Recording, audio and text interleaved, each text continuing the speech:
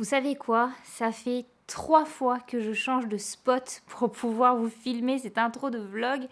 Au début, je voulais vous prendre, avec ma bibliothèque, derrière moi, ce que je trouve assez sympathique, mais il fait déjà tellement sombre dans mon appartement, que j'étais obligée d'allumer toutes les lampes. On avait l'impression qu'il était 22 h le soir alors qu'on est 10 h le matin. Ensuite, je me suis mise vraiment très près de la fenêtre, mais là, j'étais toute blanche. Là, je crois que c'est pas mal. Bon, comment allez-vous? J'espère que ça va. Moi, je suis contente de vous retrouver pour ce début de vlog. Je me suis dit qu'il était quand même temps que je vous parle de ma lecture en cours. Je vous en ai pas du tout parlé dans le dernier vlog et j'arrive vers la fin. Même si vous allez voir, enfin, je vais vous le dire, j'avance pas très vite. D'ailleurs, je me posais quelques questions par rapport à ce vlog.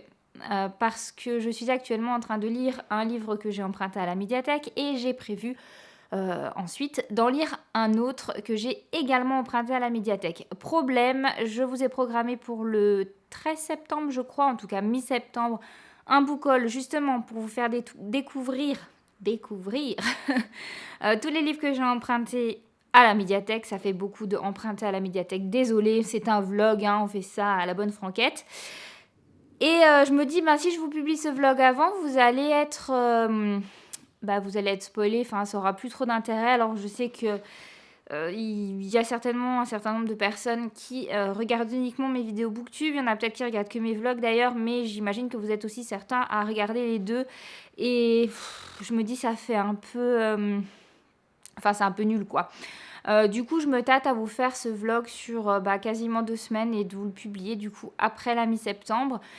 Il risque d'être un peu long, mais bon, tant pis, je crois que c'est quand même la meilleure solution. C'est ça quand on programme ses vidéos booktube trop en avance. Mais sachez que je suis maintenant à moins d'un mois de ma date de terme d'accouchement.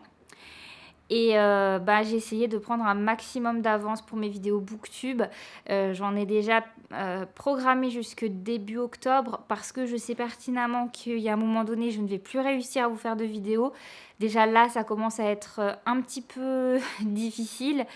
Et bien sûr, après la naissance, je pense qu'il y aura un gros moment de latence. Et voilà, je me suis dit que j'allais prendre de l'avance pour vous abandonner le plus tard possible, même si je pense qu'à un moment donné, je vais rattraper et que voilà, il y aura peut-être un moment où il y aura moins de vidéos.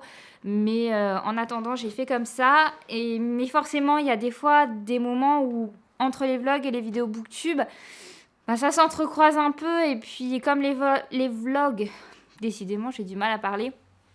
Comme les vlogs, c'est plus de l'instantané. Je vous les publie quasiment au fur et à mesure, en fait, j'attends pas.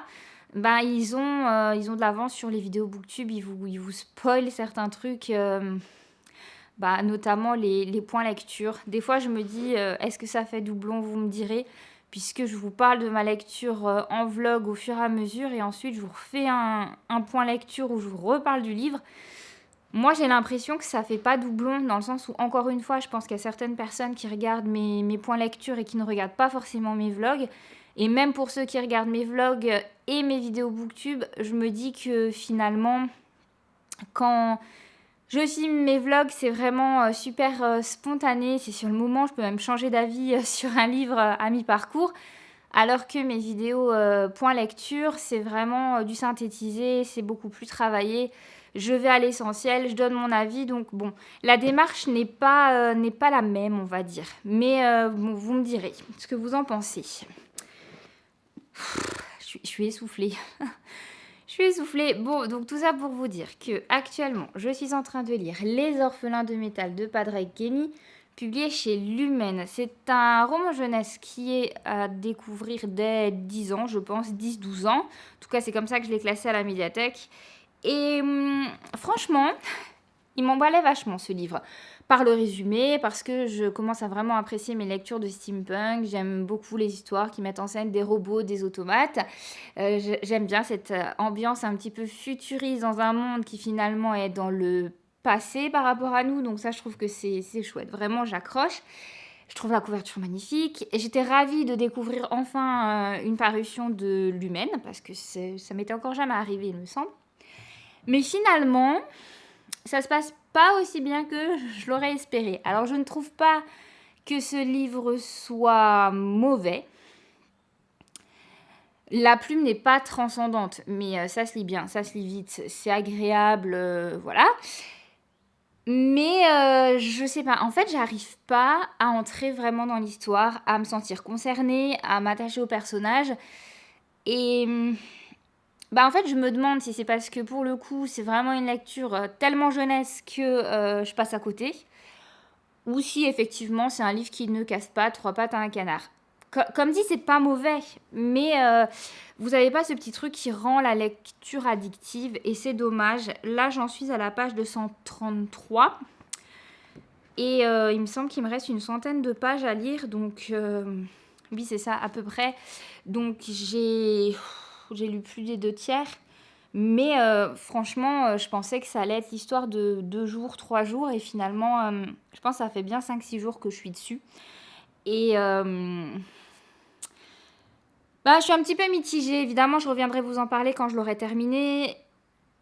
Avec un avis plus définitif. Tout peut encore changer. Enfin, vous savez que je suis de la team. Je lis jusqu'au bout parce que ça se trouve à la fin, ce sera trop bien. Mais en vrai, là, je me fais plus trop d'illusions. Je pense que le livre va continuer comme il a commencé. Donc c'est pas mal.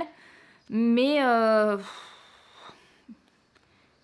j'allais dire il sera vite lu, vite oublié. Alors non, du coup il est pas vite lu. Mais vite oublié, oui, je pense. Je pense que l'auteur tenait à une bonne histoire et qu'il aurait peut-être pu être un peu plus ambitieux. Voilà, j'ai envie de lui trouver des excuses à ce livre et vraiment de me dire que je suis trop vieille pour ça, que c'est plus mon trip, que c'est vraiment pour les enfants et que bah, j'ai 30 ans, s'il te plaît. mais, euh, mais en vrai, ça m'arrive encore régulièrement de lire des romans jeunesse, donc je dis bien jeunesse et pas ado, hein, donc vraiment pour les plus jeunes. Forcément, de par mon métier, je suis responsable livre jeunesse, donc il faut que je connaisse mon fond. Et très franchement, je fais des fois des super belles découvertes. Il y a des livres que j'adore, même des livres qui sont des premières lectures dès 6 ans et que je trouve trop, trop bien faites. Donc, euh, je me dis d'un autre côté, non, je pense que vraiment, ouais, ce livre est sympa, mais c'est pas le livre de l'année, quoi. Voilà. Bref, comme je vous disais, je reviendrai vous en parler quand je l'aurai terminé et comme ça je pourrais vous présenter ma prochaine lecture. Comme je vous disais, je sais déjà ce que ça va être puisque ce sera de nouveau un emprunt médiathèque. D'ailleurs, je parle de spoiler, mais voilà. Je vais essayer de spoiler le moins possible mes vidéos booktube au travers de mes vidéos vlogs, mais pour le coup, si vous avez envie de savoir où j'en suis dans mes lectures en temps réel et de savoir ce que je vais lire ensuite, etc., c'est vrai que si vous allez par exemple sur mon compte Insta, vous avez toutes les réponses, hein. Pour le coup, le compte Insta est en avance sur ma chaîne YouTube. Donc en vrai, quoi qu'il arrive, il y a un endroit où je peux vous spoiler un peu, mais bon, c'est comme ça. Je vous laisse et je reviendrai vous faire un petit point très bientôt. Je vous retrouve en vidéo, on est le mardi 1er septembre, grand jour pour nous puisque mon fils a fait sa toute première rentrée scolaire. Ça me fait absolument très drôle et j'ai du mal à démarrer ce matin. Je me suis dit que j'allais quand même vous filmer une petite séquence pour faire le point sur mes lectures des derniers jours. Et je crois qu'après, je vais plus beaucoup bouger jusqu'à ce qu'il soit l'heure d'aller le rechercher. Alors la dernière fois, je vous laissais donc avec Les Orphelins de Métal. J'avais un avis plutôt mitigé qui s'est confirmé à la fin de la lecture. J'ai pas grand chose à vous en dire de plus, si ce n'est que la fin était assez attendue. J'ai vu un petit peu où on allait et j'avais deviné en fait quasiment toute la résolution. Voilà, c'est pas mauvais, mais c'est pas mémorable non plus. Et je m'attendais à mieux, donc j'étais un petit peu déçue. Du coup, hier, j'ai commencé et fini d'ailleurs. Incroyable. J'ai lu le livre en une journée en fait. Et ça ne m'arrive jamais. Mais genre vraiment jamais. Nonobstant bien sûr les mangas et les BD où là effectivement ça va m'arriver de les lire d'une traite. Mais sinon les romans, ça m'arrive, franchement je pourrais même plus vous dire quand ça m'est arrivé la dernière fois de lire un roman en une journée. Vous savez que je suis pas quelqu'un de très rapide. Bon, Vous verrez aussi, il n'est pas très gros. Mais bon, ça vous dit déjà un peu dans quel état d'esprit j'étais en le lisant. Franchement, je l'ai adoré. Donc, il s'agit de Mamma Maria de Serena Giuliano, publié chez Le Cherche Midi. J'ai adoré ce livre. Et je pars toujours avec un peu, pas un a priori, mais quand les romans sont tout fins, les romans contemporains, et qu'en plus c'est écrit assez gros, je me dis... J'ai peur que ça reste superficiel en fait. C'est quelque chose que j'avais déjà ressenti précédemment avec... je sais plus lequel maintenant. Oui, avec Né sous une bonne étoile d'Aurélie Valogne, dont je vous ai parlé dans le vlog précédent. Mais là, pas du tout. Ce livre se suffit à lui-même, il est de la bonne longueur, il est parfait, il est génial. Franchement, j'ai complètement crushé sur la plume de l'autrice, qui est très jolie, qui a vraiment trouvé des bonnes associations de mots pour faire des phrases assez percutantes. J'ai vraiment beaucoup aimé ça. J'ai adoré me plonger dans les petits villages de la côte amalfitaine en Italie. Moi, je connais très peu l'Italie. J'y suis allée qu'une seule fois dans ma vie. J'étais à Milan, ce qui me semble pas être forcément la ville la plus représentative. Là, évidemment, on est dans le sud de l'Italie.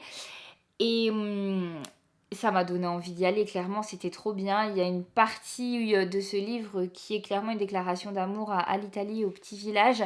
Ça, c'était vraiment super. Alors, par contre, pour vous parler de ce livre, quand j'aurai l'update lecture à faire, normalement, je ferai jeudi. Je pense que ça va pas être facile. Parce qu'en fait, le résumé, je trouve, ne rend pas du tout justice au livre. Et dévoile rien finalement. Et bon, ça par contre c'est une bonne chose parce que c'est vraiment la surprise. Mais donc je peux pas vous dire grand chose sans risquer de vous spoiler. Et j'ai tellement apprécié en fait d'avoir la surprise que je vais vous la laisser aussi évidemment. Puisqu'en fait avec le résumé de ce livre on sait juste qu'on va suivre Sofia, qui est une Italienne qui s'expatrie à Paris, qui visiblement a vécu un chagrin d'amour et qui retourne dans son village natal. Et voilà, c'est tout ce qu'on sait. Et en fait, ce livre, c'est tellement plus que ça.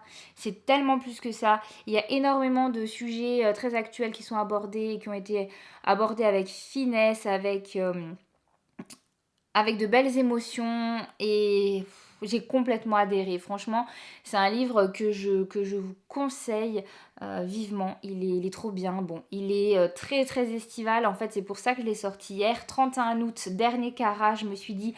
Je le lis et après on passe à des lectures plus automnales. Voilà. Bah écoutez, objectif réussi puisqu'on est le 1er septembre. Et je peux tranquillement me lancer dans la lecture de mon premier livre qui fait partie de ma palle du Pumpkin Autumn Challenge. Cette année encore, je vais y participer. C'est un challenge que j'adore. Et là, je me rends compte que j'ai pas du tout pris le livre avec moi, que je vais commencer du coup maintenant. Bravo. Je vais vous insérer un visuel parce que là j'ai trop la flemme de sortir de la chambre et d'aller le chercher dans mon salon. Donc oui, je disais, je participe au Pumpkin Autumn Challenge. À l'heure où vous verrez ce vlog, je pense que ma vidéo pâle, enfin c'est même sûr, sera déjà sortie. Je vais la filmer jeudi, je vais en profiter puisque jeudi je serai toute seule puisque mon enfant sera à l'école et mon mari sera sur son lieu de travail. Comme ça je pourrai vous filmer ça devant ma bibliothèque. Je vais essayer de vous faire 2 vidéos du coup, la pâle Pumpkin Autumn Challenge et également, comme je vous le disais juste avant, un update lecture, comme ça je serai vraiment bien à jour. Parce que là maintenant je suis quand même rentrée dans la période où je ne sais pas trop quand est-ce que je vais accoucher. D'ailleurs c'était très très drôle parce que j'avais très peur en fait de louper la rentrée de mon fils. Même si ma date du terme c'est que à la fin du mois, je suis quand même maintenant dans on va dire dans un créneau où je peux quand même accoucher un peu n'importe quand. Et je m'étais dit, il faut pas que je loupe la rentrée de mon fils, donc pas avant le 1er septembre. Donc là maintenant, on se détend. ça arrivera quand ça arrivera. Donc voilà, jeudi, je vous fais ces 2 vidéos. Du coup, vous aurez la palle du Pumpkin avec quelques jours de retard puisque le challenge commence officiellement aujourd'hui. Mais je pense pas que ce soit dramatique. De toute façon, vous allez être noyés sous les pâle d'ePubkin, que ce soit en vidéo YouTube ou en post Insta, en blog, etc. sur les réseaux. Tout le monde est hyper impatient, j'ai l'impression, de participer à ce challenge. Et c'est vrai que Gimos en a fait un événement hyper chouette. C'est clairement un plaisir de participer à ça. Et puis, ça veut bien dire qu'on est enfin vers les jours un peu plus froids, là. Et moi, je suis trop contente. Je suis contente que l'été soit derrière nous. Je vais pas vous mentir. Bref, il y a eu beaucoup de digression dans ce petit bout de vlog. Du coup, qu'est-ce que je vais lire maintenant? Eh bien écoutez, je vais lire La carrière du mal de Robert Galbraith, donc J.K. Rowling, publié chez Grasset. C'est un polar que j'ai dans ma palle depuis très longtemps, que ma maman m'a prêté, puisque ma maman a tous les titres donc de cette série policière mettant en scène Cormoran Strike, le détective privé, et son acolyte Robin, je crois qu'elle s'appelle, il me semble. Ça fait très longtemps que j'ai lu les 2 autres tomes, les 2 premiers. Et là, voilà, ce livre, il rentrait parfaitement dans une des sous-catégories du Pupkin, Autumn Challenge. Et j'ai vraiment, là, j'ai vraiment envie de le lire. Donc, je vais partir sur cette petite bricasse pour commencer sur les chapeaux de roue. Et bah écoutez, je reviendrai vous en parler quand j'aurai un petit peu avancé. Je vous retrouve rapidement, j'en profite d'être dans un spot plutôt sympa pour une fois, pour un vlog. Je viens tout juste de filmer 2 vidéos. J'ai filmé donc la palle pour le Pupkin Autumn Challenge. Je vais essayer de l'éditer, de la monter, de l'uploader, enfin bref, de tout faire dans la journée pour que vous l'ayez. Donc aujourd'hui, on est le jeudi 3 septembre, hein, parce que quand même ça fait 2 jours que le challenge a commencé, donc il faut vraiment que je la publie. J'ai pas trop envie de traîner. Et puis j'ai également filmé un update lecture que vous aurez pour le mois d'octobre. Donc encore un petit peu de patience. Je me suis dit que j'allais en profiter pour vous montrer le livre quand même en chair et en os, puisque la dernière fois je l'avais pas avec moi. Et je me suis rendu compte que je vous avais pas du tout pitché le début de l'histoire. Le début, le début de l'histoire. Là j'ai lu une centaine de pages. J'ai lu 120 pages. Donc je peux un petit peu vous en parler. Donc nous retrouvons le détective Cormoran Strike et son assistante Robin. L'histoire commence lorsque Robin reçoit un colis au travail. Ça devrait lui mettre un petit peu la puce à l'oreille, puisqu'en général les colis qui arrivent sont pour son patron. Mais là elle s'inquiète pas trop parce que Robin est en train d'organiser son mariage et elle se fait livrer pas mal de choses au travail. Là elle attend des appareils photo jetables, donc elle pense que c'est ça, même si sur le moment elle se dit c'est marrant parce que la boîte est un peu bizarre, on dirait qu'il n'y a qu'un seul objet dedans. Alors que j'attends plusieurs appareils photo, mais bref, voilà, elle panique pas jusqu'à ce qu'elle ouvre le colis et qu'elle trouve à l'intérieur une jambe de femme un petit peu mutilée. Et donc voilà, on se demande un petit peu qui est cette femme, où est le reste de son corps. Elle est certainement morte, évidemment. Problème, problème, il va y avoir des problèmes parce que Cormoran Strike commence à être assez célèbre dans la presse suite aux 2 précédentes enquêtes qu'il a résolues, donc les 2 précédents romans. Et forcément, une fois que la police aura dévoilé l'histoire, ils vont se jeter sur l'information, ce qui va mettre Cormoran Strike et son agence en lumière. Sauf que problème, quand on décide de travailler avec un détective, c'est parce qu'on compte sur sa discrétion, et donc ils vont évidemment perdre beaucoup de clients qui n'ont plus forcément envie de travailler avec eux, puisque ils sont à la une de la presse. Surtout qu'évidemment vous imaginez les gros titres, Cormoran Strike qui reçoit une jambe alors que lui-même est unijambiste et porte une prothèse. Voilà. Les journalistes s'en donnent à cœur joie. Et évidemment, même si c'est la police qui prend en charge cette enquête, Cormoran Strike et Robin vont commencer à farfouiller de leur côté. Et Cormoran Strike a quelques suspects en vue, et notamment des gens de son entourage proche, parce qu'il est persuadé qu'en fait on a voulu l'atteindre lui à travers son assistante Robin. Donc il commence à chercher et voilà, essayer de voir quelles personnes de son entourage ont le profil de découper des jambes. Il pense notamment à des anciens militaires qu'il a connus lorsqu'il était dans l'armée. Il pense même à des personnes qui ont évolué dans son entourage familial proche lorsqu'il était plus jeune. Et voilà, on en est là un petit peu de l'histoire. Je ne me rappelais plus que J.K. Rowling aimait tellement faire des descriptions. Après, j'y ai réfléchi et je me suis dit oui, c'est vrai que même dans Harry Potter, par exemple, il y a énormément de descriptions. Mais c'est quelque chose qui me dérangeait pas du tout, puisque Harry Potter, c'est quand même en grande partie un monde qu'elle a entièrement imaginé. Et donc, c'est quand même super important d'avoir les descriptions pour pouvoir bien s'immerger dans l'histoire. Et puis, c'est un bonheur, en fait, quand elle vous décrit des lieux aussi magiques. Là, on est bien dans le monde contemporain. Et du coup, je trouve que qu'elle aurait pu élaguer un petit peu et aller plus à l'essentiel, mais ceci dit, sa plume est toujours aussi agréable à lire, c'est un petit bonbon. Et voilà, j'en suis vraiment qu'au tout début, hein, 120 pages, il ne s'est pas passé énormément de choses et j'ai hâte de voir ce que va donner cette nouvelle enquête. Bonjour tout le monde, je vous retrouve enfin pour continuer ce vlog. J'ai l'impression que je vous ai lâchement abandonné pendant quelques jours. En fait, je sais plus quand j'ai filmé la dernière fois. Mais là, j'avais des petites choses à vous dire et je me suis dit qu'il était temps que je me pose et que je prenne un petit temps pour partager tout ça avec vous. Alors, je vais pas beaucoup vous parler de ma lecture en cours puisque c'est toujours La carrière du mal de Robert Galbraith. Bon, j'arrive quand même vers la fin, comme vous pouvez le voir. J'ai lu 445 pages sur 600, donc je commence à voir le bout. Honnêtement, je sais pas si c'est le livre qui me fait ça ou si j'ai juste la tête ailleurs. Mais je lis pas très vite, je lis pas souvent et je ne lis pas sur des longues périodes. Donc ça explique pourquoi je n'avance pas vite. Après, je trouve que c'est très agréable à lire. C'est bien fichu. L'autrice nous balade pas mal, je pense. Elle focalise sur 3 voire 4 suspects.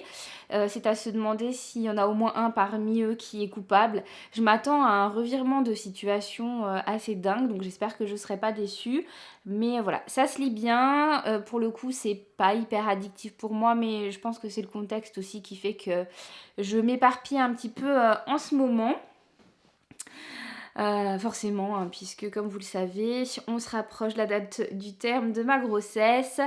Ce matin d'ailleurs, j'ai fait mes dernières prises de sang et j'étais efficace ce matin. J'étais efficace parce que j'ai fait ça et ensuite je suis allée faire mes courses chez mes producteurs locaux préférés. Donc voilà, j'aime bien quand les journées commencent sur les chapeaux de roue. Mais oui, du coup, j'ai d'autres choses en tête, on va dire, et la lecture passe un petit peu à l'as en ce moment, mais bon, c'est pas grave, j'arrive quand même à lire un petit peu tous les jours, donc ça, c'est plutôt cool. L'autre chose que je voulais vous montrer, j'avoue que je prends quand même mon courage à deux mains pour vous montrer ça, parce que je suis pas du tout dans ma zone de confort, mais en fait ça fait 2 jours qu'on passe beaucoup de temps à dessiner avec mon fils. Il fait des coloriages et il aime bien qu'on fasse ça ensemble, donc du coup je dessine aussi. Et je me suis lancée dans quelque chose qui me faisait envie depuis quelques semaines, voire quelques mois. Je ne sais pas si vous connaissez ce compte Instagram, c'est celui de Mélodie Miroir, et elle met beaucoup en avant l'art journal. Et j'avais très envie de me lancer. Alors il faut savoir que je suis quelqu'un qui n'est pas du tout doué dans les arts plastiques, dans les arts graphiques. Je dis pas ça pour me dévaloriser, hein, mais tout simplement même quand j'étais en cours, au collège, au lycée, ça n'a jamais été des matières où j'étais très très douée. Je me juge peut-être durement, mais je trouve que je ne dessine pas très bien, j'ai pas le compas dans l'œil, les perspectives c'est compliqué. Je suis pas à l'aise, on va dire. Mais l'art journal, ça me plaisait beaucoup parce que c'est vraiment un espace de libre expression où on peut tout se permettre. On a le droit de faire ce qu'on veut, on peut faire du découpage, du collage, mettre des phrases, des textes, dessiner. Et ça a un côté un petit peu intime qui fait qu'on va garder un souvenir.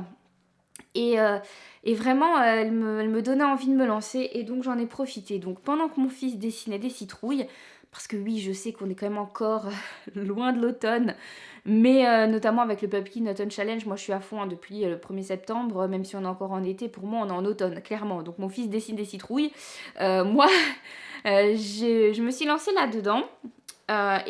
Du coup, j'ai sorti un vieux carnet que j'avais depuis très longtemps. Donc bon, je vous l'aurais reconnu, hein, c'est un livre, enfin c'est un carnet Harry Potter avec les reliques de la mort. C'est un livre que j'avais déjà utilisé, enfin carnet, je sais pas pourquoi je dis livre. Un carnet que j'ai déjà utilisé sur quelques pages. Je les ai enlevées parce qu'elles n'avaient plus d'intérêt pour moi. Donc je vais vous montrer. Ça va être plus simple, hein. Donc voilà, il se présente comme ça, hein. Quand vous ouvrez le carnet, c'est très très joli, puisque vous avez donc les trois frères du fameux conte.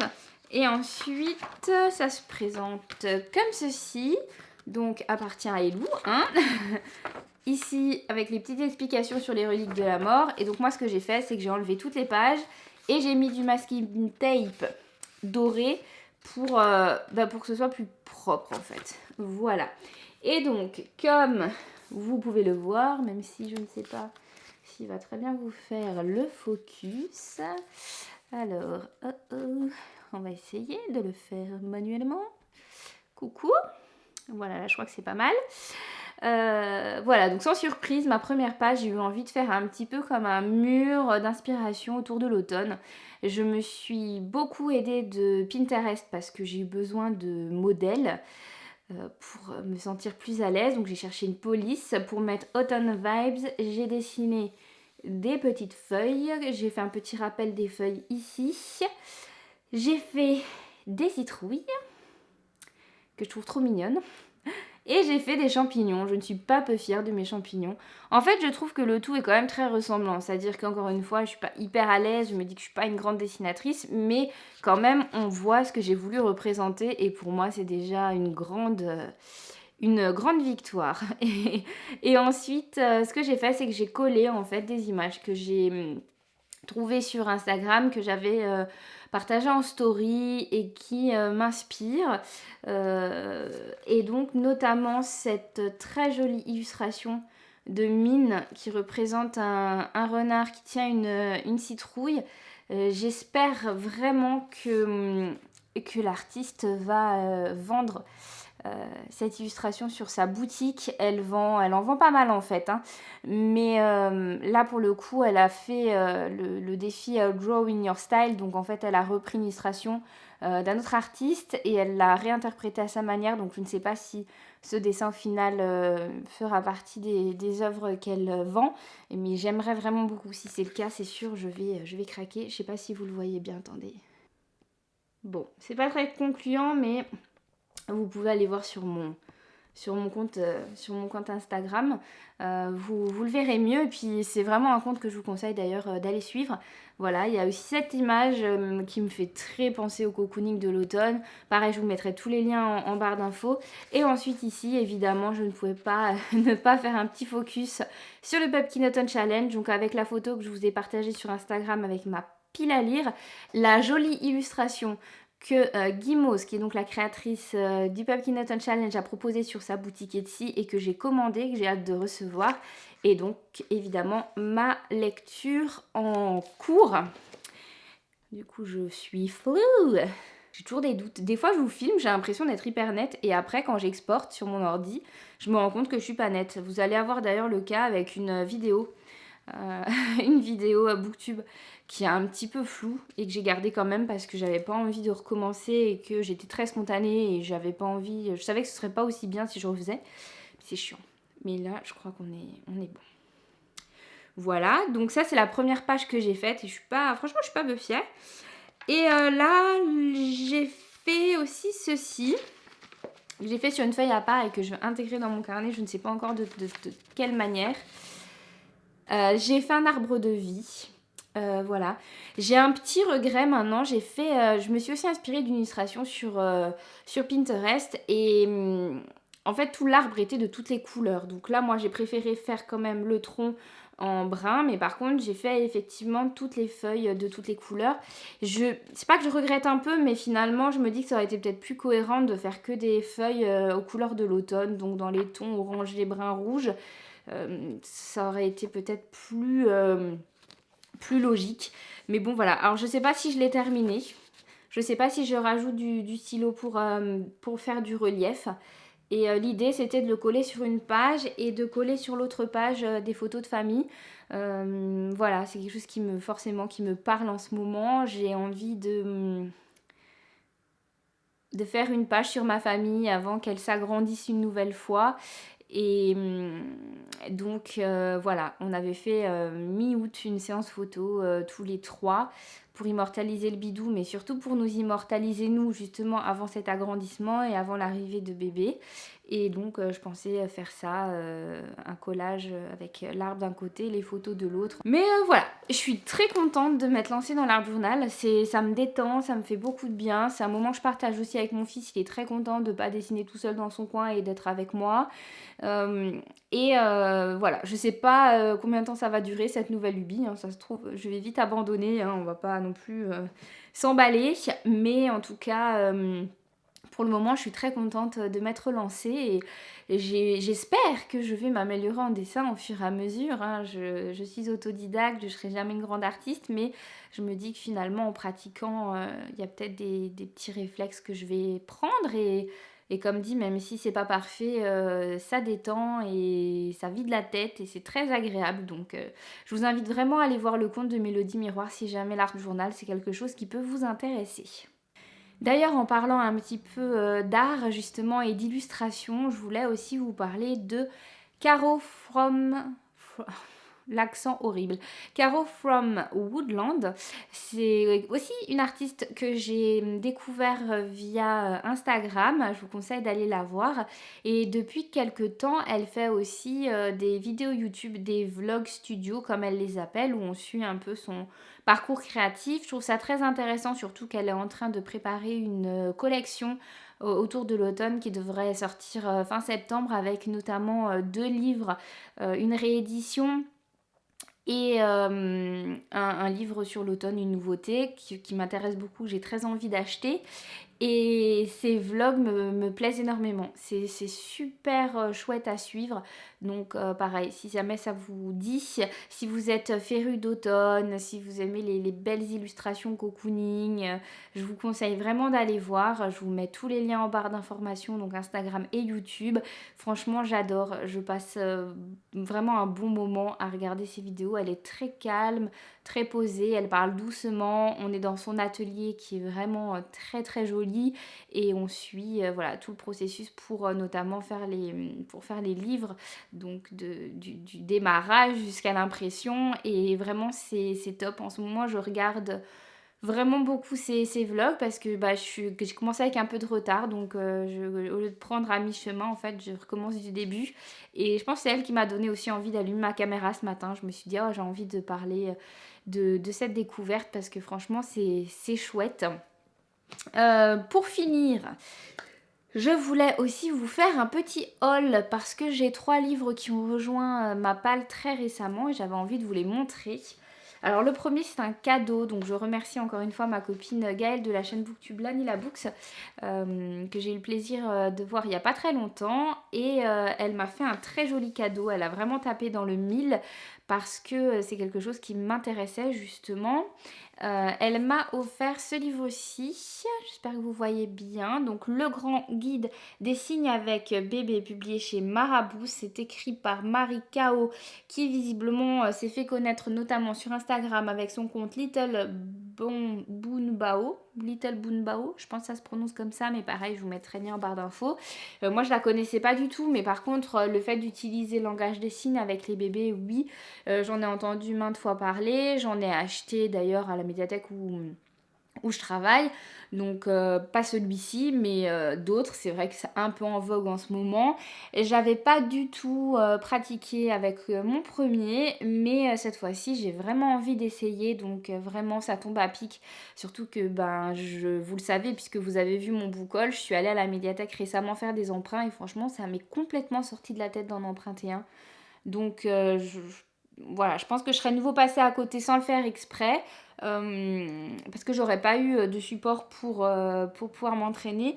Donc là, je suis super contente. Je pense que je vais le grignoter au fur et à mesure. Et Et ouais, je vais tester cette méthode. Je pense que ça peut être très chouette de communiquer avec bébé de cette manière-là. Ce sera peut-être aussi très très drôle d'apprendre à mon fils aîné, du coup, même sur le tard, ces signes-là pour qu'il puisse communiquer avec son petit, sa petite. Je ne vous dis pas, je laisse la surprise. Et voilà, donc je suis super contente. Donc merci beaucoup Gaëlle pour ce joli cadeau. Et ensuite, j'ai craqué, mais alors genre complètement, à cause de vous. Ah ouais, j'aime bien. Je vous accuse. Non, à cause de Booktube, à cause de Bookstagram, à cause, voilà, du Pumpkin Autumn Challenge. Le premier livre que j'ai acheté, c'est Les 7 morts d'Evelyn Hardcastle, publié aux éditions 10-18, écrit par Stuart Turton. C'est un livre qu'on voit partout dans les pales du Pumpkin Autumn Challenge. Et franchement, déjà, il est trop beau. Il est beaucoup trop beau. J'ai vu la couverture en grand format, rien à voir. Mais alors, cette couverture-ci est trop belle. Et bon, moi, ce qui me plaît, c'est que ça se passe en Angleterre, que c'est un mix entre Agatha Christie et Downton Abbey. Donc ça, c'est vraiment le genre de policier que j'adore. J'imaginais pas aussi gros quand je le voyais d'ailleurs passer. Mais c'est quand même une petite brique de presque 600 pages. Donc il y a de quoi faire. Et donc, a priori, une femme va être assassinée et il y a le personnage principal qui s'appelle Hayden Bishop qui a quelques heures pour trouver l'identité de l'assassin et empêcher le meurtre. Et donc, en fait, tant qu'il n'y arrive pas, la journée recommence sans cesse. Et en fait, vous allez vous moquer de moi, mais je pense pas que je vais le lire tout de suite. En fait, je suis déjà en train de me constituer ma palle de l'année prochaine pour le Pumpkin Autumn Challenge. C'est-à-dire que là, en fait, je vais vraiment rester focus sur les livres que je vous ai présentés dans ma vidéo. Et je suis en train d'acheter des bouquins qui me font hyper envie dans la palle des autres en me disant, pour l'année prochaine, j'aurai déjà ça, j'aurai déjà ça, j'aurai déjà ça. Donc voilà, c'est n'importe quoi. Mais que voulez-vous? Et le deuxième livre que j'ai acheté, pareil, vous l'avez vu partout, hein, on va pas se leurrer, c'est celui de Leigh Bardugo, La 9e maison, publié chez De Saxus dans la très jolie édition cartonnée. Donc vous me suivez depuis un moment et vous savez que je suis une fan absolue de Leigh Bardugo, qu'il me faut tout. Quand j'ai vu qu'il était sorti en hardback, évidemment qu'il me fallait cette version-là et pas une autre. Mais en même temps, moi, je suis pas du genre à me précipiter dès la sortie des bouquins. Donc, je m'étais dit, je vais le mettre dans ma petite liste. En fait, je me fais une petite liste d'envie où je me note tout ce que j'ai envie d'avoir en me disant que soit je me l'offrirai si je peux en fin de mois ou alors c'est des idées cadeaux pour mes proches, par exemple pour mon anniversaire, pour Noël, etc. Et en fait, quand j'ai voulu le mettre dans cette fameuse liste, je me suis rendu compte qu'il commençait déjà à être épuisé un peu partout. Je me suis dit, non mais hallucinant quoi. Alors je sais pas si De Saxus a vraiment voulu faire une édition très très limitée, mais j'ai voulu le commander près de chez moi, elle l'avait pas et elle me disait qu'elle avait peu de chances de le recevoir. J'ai essayé sur la Fnac, il était déjà marqué épuisé. Donc voilà, je vais pas vous mentir, je l'ai commandé chez le grand méchant Amazon, mais pour le coup, il apparaissait comme disponible. Je me suis dit, je peux pas attendre parce que sinon je ne l'aurais pas.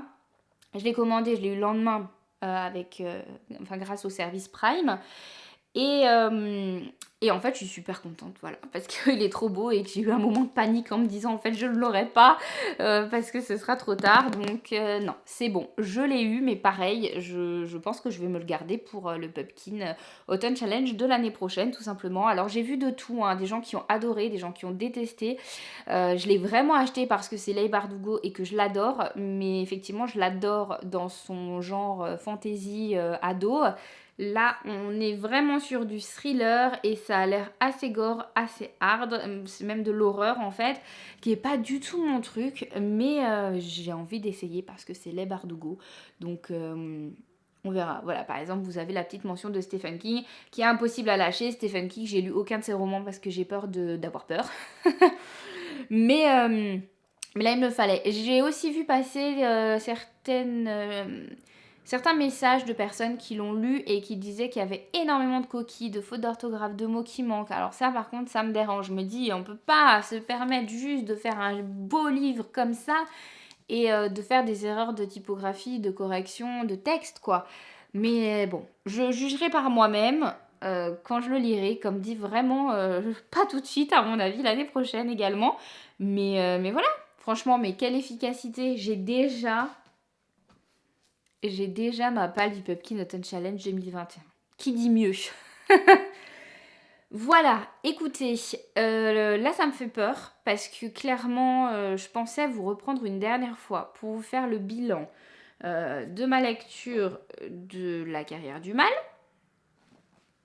Sauf que je vois que ça fait 20 minutes que je vous parle et à mon avis j'ai déjà 15 minutes de rush avant. Donc ça va vous faire un gros vlog quand même, hein. Donc, qu'est-ce que je fais? Est-ce que je conclus maintenant et je vous en referai un autre où je vous parlerai de la fin de ce... C'est quand même embêtant alors qu'il me reste 100 pages, hein.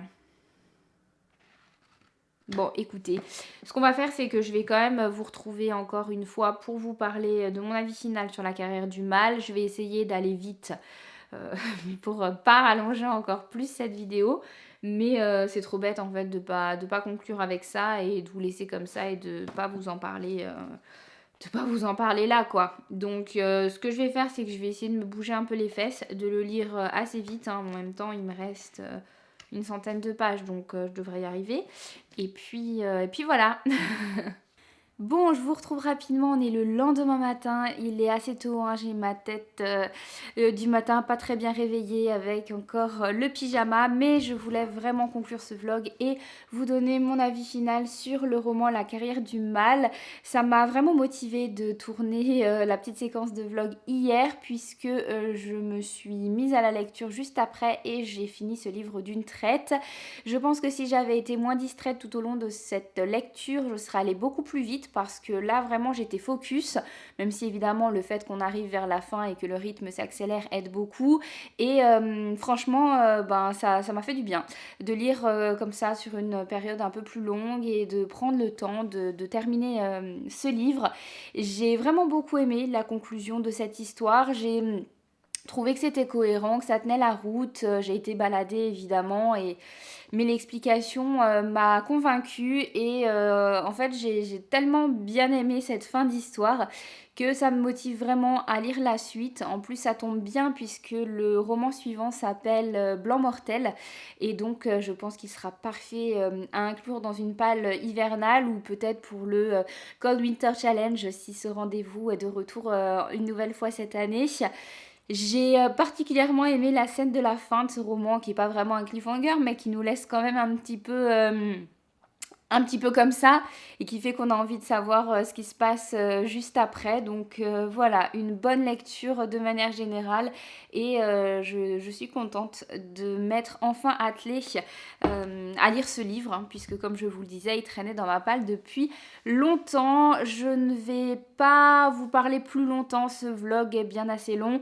Je vais vous laisser, je vous souhaite de très très belles lectures et je vous retrouve bientôt dans un prochain vlog pour vous présenter ma prochaine lecture. Bye bye!